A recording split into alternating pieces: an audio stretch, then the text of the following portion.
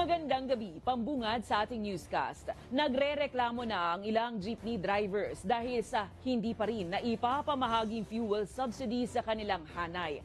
Ang ilang delivery riders naman nasakop rin ng programa. Wala pa rin daw update ukol sa ayuda. Ito ay kahit ayon sa LTFRB, nakahanda ng ipamahagi ang pondo.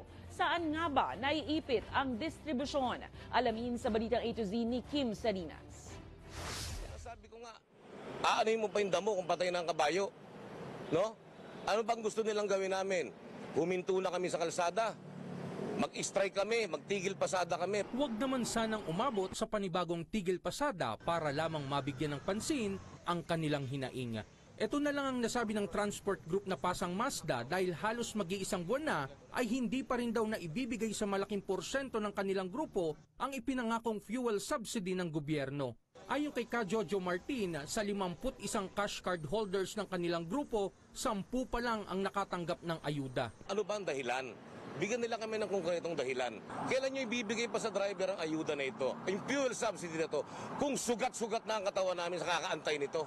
At ang mga pamilya ng driver gutom na ho. Pinasubukan mismo namin kay Jojo ang mga cash card kung talagang walang laman at tumambad sa amin na nasa 50 pesos lamang ang laman ng halos 41 card. Hindi naman raw pwedeng ibigay nila ang may laman na 10 cash card sa kanilang mga driver at kawawa naman nila ang nasa 41 na hindi makakatanggap.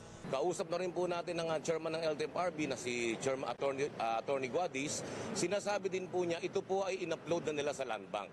But until now po, wala pa rin po kaming nakukuhang subsidiya. Base sa Pantawid Pasada program, makakatanggap ng 10,000 piso ang mga modern public utility jeep at mga UB Express na apektado ng taas presyo sa petrolyo.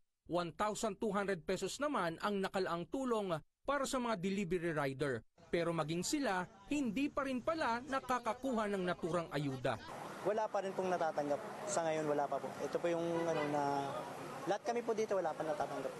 Sa mga ganyang subsidy wala pa po.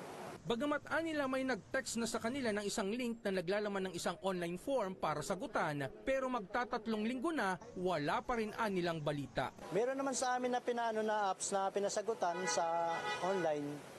Yun, hanggang sagot lang na wala pa naman kaming na natatanggap. Sa talaan ng LTFRB na ipasok na nila sa Land Bank ang 795 million pesos na pondo para sa kabuang halos 122,000 na benepisaryo. Pero mahigit 47,000 dito ang hindi pa nakakatanggap sa ngayon.